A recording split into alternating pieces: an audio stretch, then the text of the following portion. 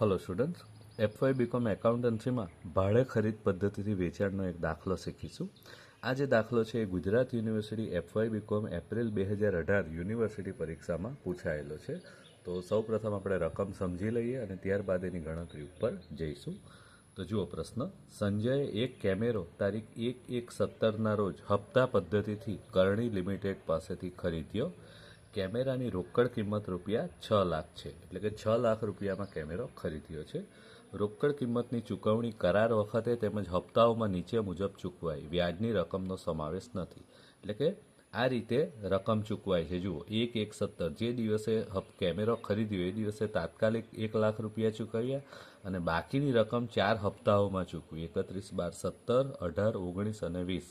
પ્રથમ, બીજો, ત્રીજો અને ચોથો હપ્તો, 4 હપ્તાની રકમ આપી છે, પણ એમાં વ્યાજનો સમાવેશ નથી થયેલો. રોકડ કિંમત પેટે કેટલા રૂપિયા ચૂકવાયા એ જ આપેલું છે. વ્યાજનો દર વાર્ષિક 10% છે. ઘસારો ઘટતી જતી બાકીની પદ્ધતિ મુજબ 10% લેખે ગણવાનો છે.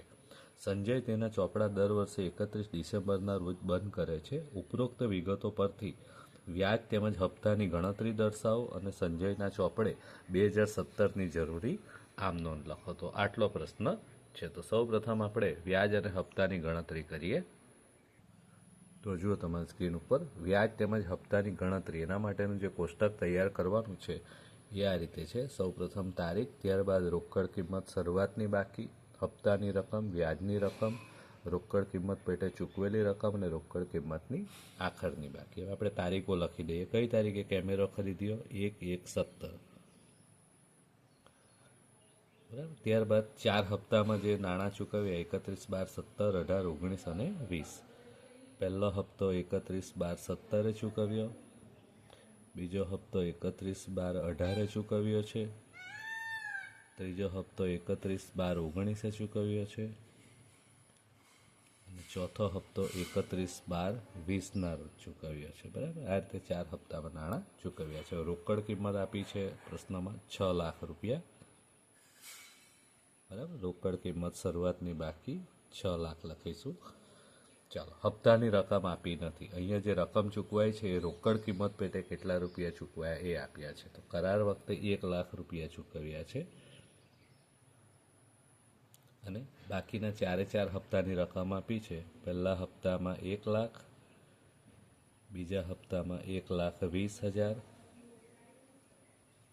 ત્રીજા હપ્તામાં 1,30,000 અને ચોથા અને છેલ્લા હપ્તામાં 1,50,000. બરાબર. આ રીતે નાણાં ચૂકવાયા છે. ચાલો, હવે આપણે ગણતરી કરતું જવાનું છે. તો પ્રશ્નમાં જે માહિતી આપી છે એ પ્રમાણે રોકડ કિંમત પેટે ચૂકવેલી રકમ, હવે જે શરૂઆતની ખરીદી વખતે જે રકમ ચૂકવાય એમાં વ્યાજની કોઈ રકમ હોતી નથી, એટલે હપ્તાની રકમ પણ એટલી જ થશે, 1 લાખ રૂપિયા. બરાબર. હવે 6 લાખમાંથી 1 લાખ રૂપિયા મિલકત પેટે ચૂકવાયા, એનો અર્થ કે રોકડ કિંમતની આખરની બાકી રહેશે 5 લાખ રૂપિયા. બરાબર. એ બીજા વર્ષે શરૂઆતની બાકી બનશે 5 લાખ.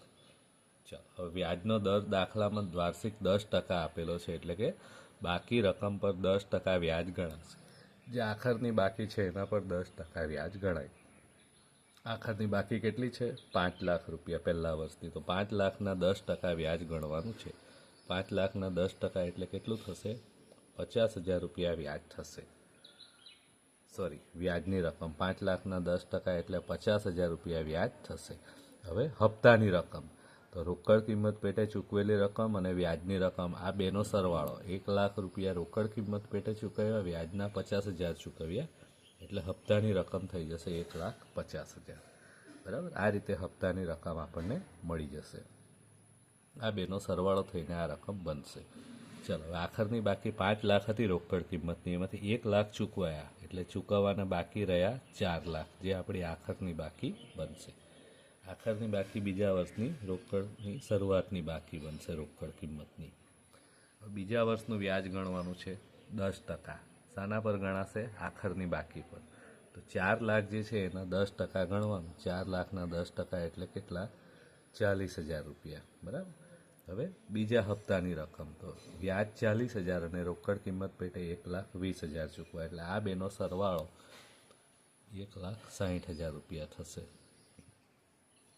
ચાલો હવે બાકી કેટલી રહી? તો આખરની બાકી 4 લાખ હતી, એમાંથી 1,20,000 ચૂકવાઈ ગઈ, એટલે બાકી રહેશે 2,80,000 રૂપિયા.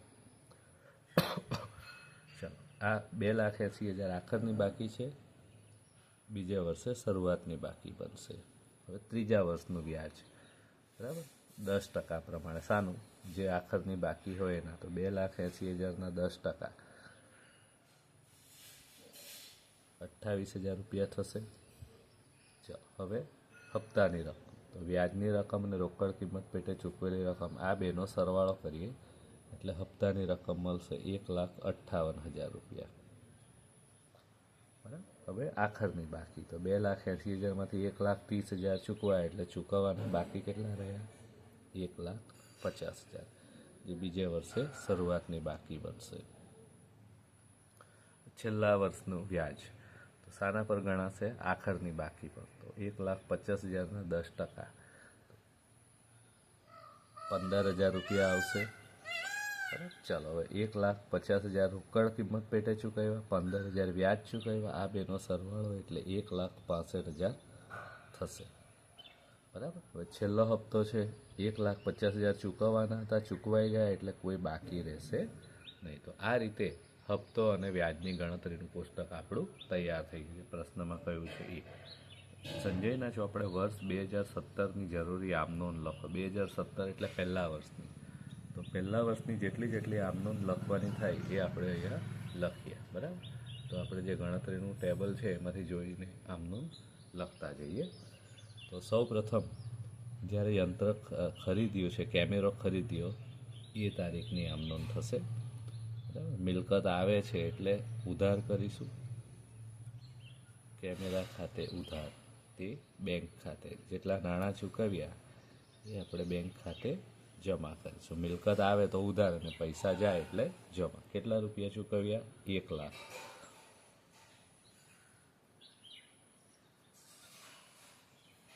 બરાબર. પછી 31/12/17 વ્યાજના 50,000 ચૂકવવાના થયા અને રોકડ કિંમતના 1,00,000. આ બંને થઈને 1,50,000 ચૂકવવાના થાય છે. 31/12/17 કેમેરા ખાતે ઉધાર, વ્યાજ ખાતે ઉધાર, તે કોને આપવાના છે? કોની પાસે ખરીદ્યો છે? કરણી લિમિટેડ. કરણી લિમિટેડ ખાતે. બરાબર. કેમેરાના એટલે રોકડ કિંમત પેટે ચૂકવવાના છે 1,00,000, વ્યાજના ચૂકવવાના છે 50,000, અને બંને થઈને કુલ રકમ ચૂકવવાની થઈ 1,50,000. આટલા ચૂકવવાના થયા છે. બરાબર. હજી ચૂકવ્યા નથી, ચૂકવવાના થયા છે. 31/12/17 એટલે એ જ તારીખે એ નાણાં હવે ચૂકવી દેવાશે. નાણાં ચૂકવી દેવાશે એટલે બેંક ખાતે જમા થશે ને લેનાર કરણી લિમિટેડ છે. કરણી લિમિટેડ ખાતે ઉધાર થશે.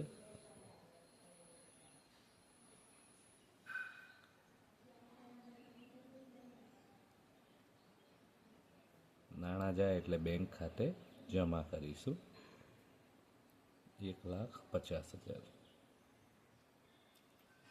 ચાલો 31/12/17 મિલકત પર ઘસારો ગણવાનો થશે. પહેલું વર્ષ પૂરું થશે એટલે મિલકત ઉપર ઘસારો ગણીશું. એટલે આમનોંધ થશે ઘસારા ખાતે ઉધાર, તે જે તે મિલકત ખાતે. મિલકતમાં અહીંયા શું છે? કેમેરો છે એટલે લખીશું કેમેરા ખાતે. હવે ઘસારો ગણવાનો છે. તો ઘસારો કેટલો? તો ઘસારો હંમેશા રોકડ કિંમત પર ગણાય, અને પ્રશ્નમાં કહ્યું છે ઘસારો ઘટતી જતી બાકીની પદ્ધતિ મુજબ 10% લેખે ગણવાનો છે. તો 6,00,000 રૂપિયા મિલકતની રોકડ કિંમત છે. 6,00,000ના 10% ઘસારો ગણાશે. બરાબર. તો 6,00,000ના 10% એટલે ઘસારાની રકમ 60,000 રૂપિયા પ્રથમ વર્ષનું થશે. ઘસારો પ્રથમ વર્ષે. બીજા વર્ષે પછી અલગ આવશે, પણ આપણે અહીંયા આમનોંધ ખાલી પહેલા જ વર્ષની લખવાની છે. એટલે પહેલા વર્ષનો ઘસારો કેટલો છે? 60,000 રૂપિયા. તો એ પહેલા વર્ષનો ઘસારો આપણે અંદર લખી દઈએ 60,000 રૂપિયા. બરાબર. હવે વર્ષ પૂરું થશે એટલે ઘસારો અને વ્યાજ જે છે બંને આ સંજય માટે નુકસાન છે, ખરીદનાર માટે. એટલે બંને આપણે નફા નુકસાન ખાતે લઈ જવું પડશે. એટલે છેલ્લે દિવસે 31/12/17 એની પણ એક વધારાની આમ નોંધ આવશે. બંને નુકસાન છે એટલે નફા નુકસાન ખાતે ઉધાર કરીશું. નફા નુકસાન ખાતે ઉધાર તે વ્યાજ ખાતે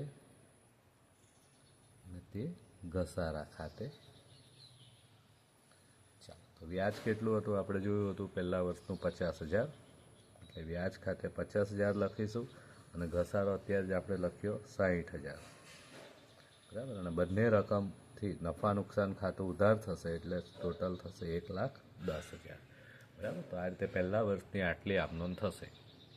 કેમેરો ખરીદ્યો ત્યારે તાત્કાલિક 1,00,000 રૂપિયા ચૂકવ્યા, પછી બીજા વર્ષે જે રકમ ચૂકવવાની થઈ 1,00,000 રૂપિયા અને 50,000 વ્યાજના, એ રીતે થશે. એ રકમ ચૂકવી દીધી, ઘસારાની ગણતરી કરી અને ઘસારાના વ્યાજ ખાતું બંધ કરીને નફા નુકસાન ખાતે લઈ ગયા. બરાબર. તો આ રીતે આપણી આમનોંધો અહીંયા પૂરી થાય છે અને આપણો દાખલો પણ આ રીતે અહીંયા પૂરો થાય છે. જુઓ, ફરી એકવાર પાછું નજર નાખી લો. સૌ પ્રથમ આપણે વ્યાજ અને હપ્તો ગણ્યો, બરાબર, ટેબલ બનાવ્યું, ત્યારબાદ ઘસારો ગણ્યો અને સંજય એટલે ખરીદનારના ચોપડામાં પ્રથમ વર્ષની, ફક્ત પહેલા વર્ષની આટલી આમનોંધો પણ લખી.